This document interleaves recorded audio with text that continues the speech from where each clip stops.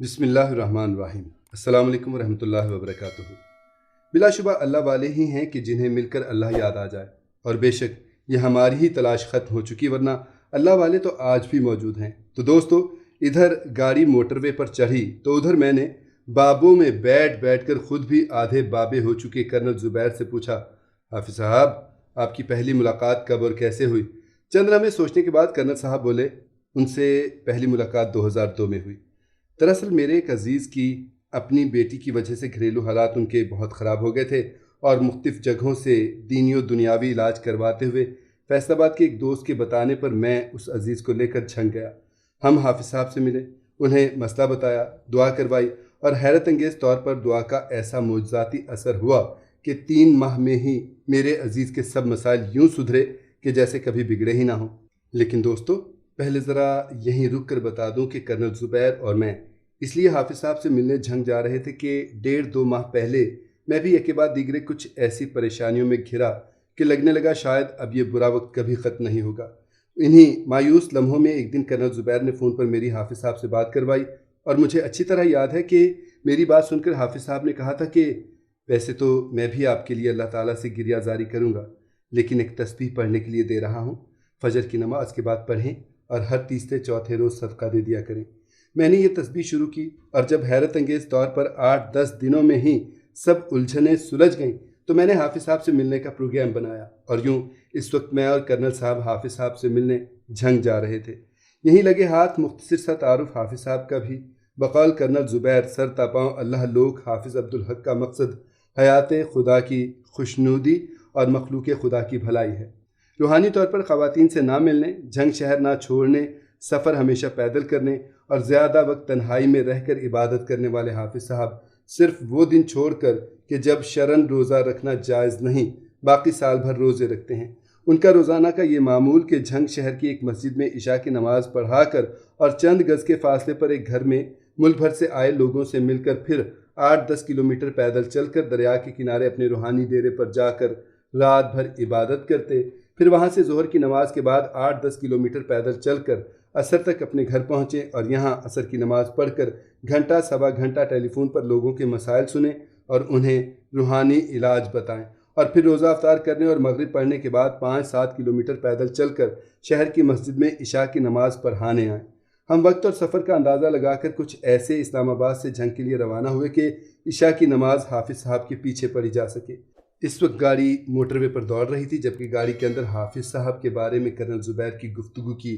Naan stop train بھی دوڑے جا رہی تھی۔ کرنل صاحب بتا رہے تھے کہ ایک مرتبہ حافظ صاحب سے مل کر میں رات کو جھنگ سے نکلا تو مین ہائی وے پر ایسا ٹریفک جیم کہ کئی کلومیٹر تک گاڑیوں کی لائنیں۔ میں بھی یہ سوچ کر پریشان ہو رہا تھا کہ آج تو ساری رات سڑک پر ہی گزارنا پڑے گی کہ اچانک کسی نے میری گاڑی کا شیشہ کھٹکھٹایا۔ میں نے شیشہ نیچے کر کے دیکھا تو ایک لڑکا نظر آیا۔ اس سے پہلے کہ میں بولتا، لڑکا بولا، صاحب آپ اپنی گاڑی آہستہ آہستہ رائٹ سائڈ پر کرتے جائیں، میں آپ کو اس ٹریفک سے نکالتا ہوں۔ میں نے اس کے کہنے پر گاڑی رائٹ سائڈ کی طرف کھسکانا شروع کی، اور جب میری گاڑی بالکل سڑک کے دائیں کنارے پر آئی تو اس لڑکے نے میری گاڑی کچے پر اتروا کر ایک اور کچی پگڈنڈی پر ڈلوا کر کہا کہ بس اسی پر چلتے جائیں، آپ سڑک پر پہنچ جائیں گے۔ میں کھیتوں کے درمیان ویران و بیابان پگڈنڈی پر 15-20 کلومیٹر کی ڈرائیو کے بعد دوبارہ جس جگہ سے میں مین ہائی وے پر پہنچا تو وہاں سے تھوڑا پیچھے سڑک کے عین درمیان میں مجھے وہ 2 ٹرک گرے ہوئے دکھائی دیے جن کی وجہ سے ٹریفک جیم تھا۔ خیر، اگلی شام جب میں نے حافظ صاحب کو فون کیا تو سلام دعا کے بعد کہنے لگے،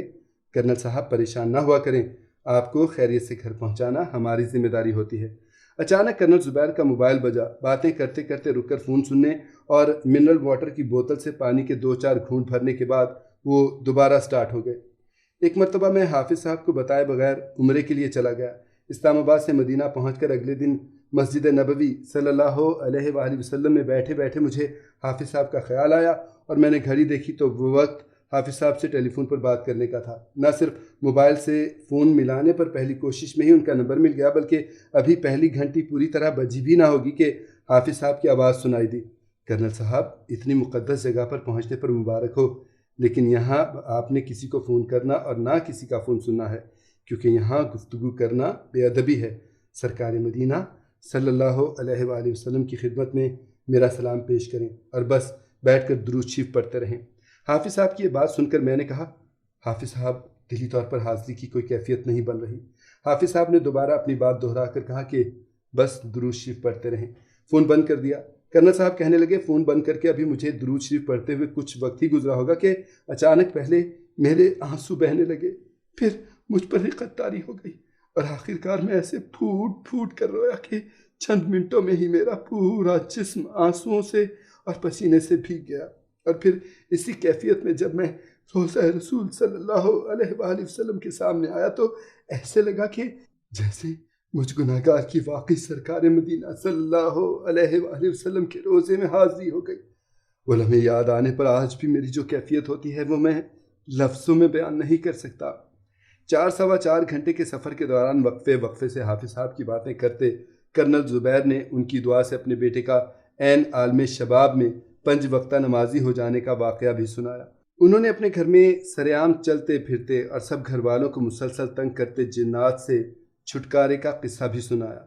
انہوں نے حافظ صاحب کی باکمال یادداشت کی درجنوں مثالیں بھی دیں اور انہوں نے حافظ صاحب کی دنیا سے بے غرضی کی 20 کہانیاں بھی سنائیں۔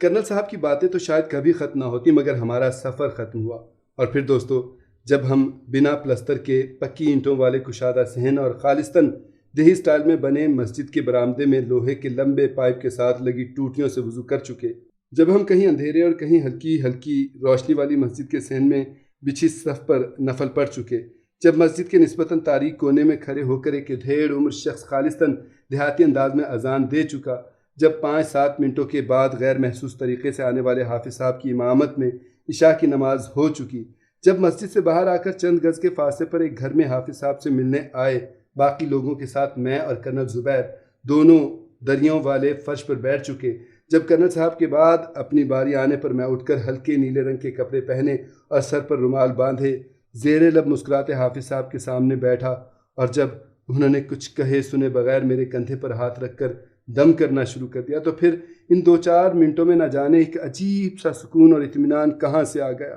نہ جانے ایسا کیوں لگا کہ جیسے سر سے منو ٹنو بوجھ اتر گیا، اور نہ جانے ابھی تک یہ کیوں محسوس ہو رہا کہ جیسے پھر سے زندہ ہو گیا ہوں، یا جیسے زندگی پھر سے زیرو سے سٹارٹ ہو چکی ہے۔ دوستو، یقین جانیے مجھے یہ سب کچھ تو بالکل سمجھ نہیں آ رہا۔ ہاں، البتہ چند منٹوں کی یہ ملاقات مجھے یہ ضرور سمجھا گئی کہ ایک تو اللہ والے وہی کہ جنہیں مل کر اللہ یاد آ جائے، اور دوسرا یہ کہ ہماری ہی تلاش ختم ہوئی ہے، ورنہ اللہ والے تو آج بھی موجود ہیں۔